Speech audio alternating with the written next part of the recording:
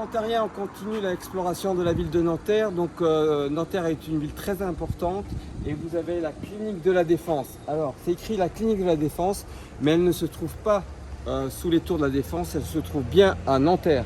Derrière, il y a des nouvelles constructions qui se sont effectuées et il y a même un laboratoire biologique médical.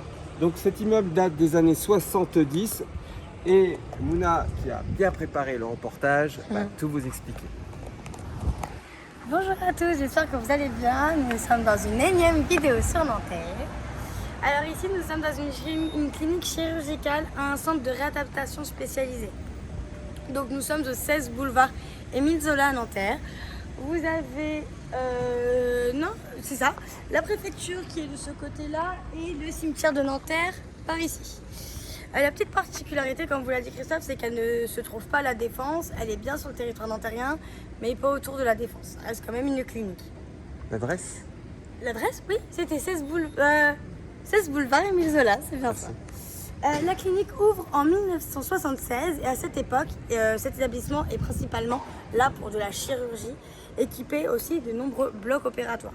Après, elle rejoint le groupe Général Santé et est remplacée ensuite par le groupe privé Ramsay Santé, qui existe encore actuellement. Son activité évolue progressivement. En 2006, elle ouvre une unité de soins spécialisés pour l'accompagnement des patients qui sont atteints du cancer. Donc ensuite, la chirurgie est transférée en 2014 chez les Martinets. Et ensuite, en 2019, la médecine oncologique et des soins palliatifs sont déplacés à la clinique Lambert. Néanmoins, depuis la clinique est entièrement consacrée à des soins médicaux et à la réadaptation qui s'appelle le CMR, est une orientation particulière pour tout ce qui est de type cancérologie. Ensuite, elle accueille principalement des adultes qui ont besoin d'un service particulier hospitalier aigu. Donc il s'agit d'une chimiothérapie ou d'une hospitalisation prolongée. Elle accueille principalement aussi 100 lits ici. Il y a 100 lits plus un salon commun à l'étage.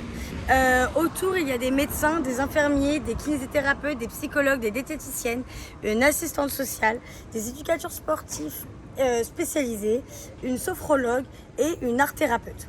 Donc voilà, ce bâtiment est vraiment typé des années 1970, donc il a une forme assez compacte et fonctionnelle, organisée sur plusieurs niveaux.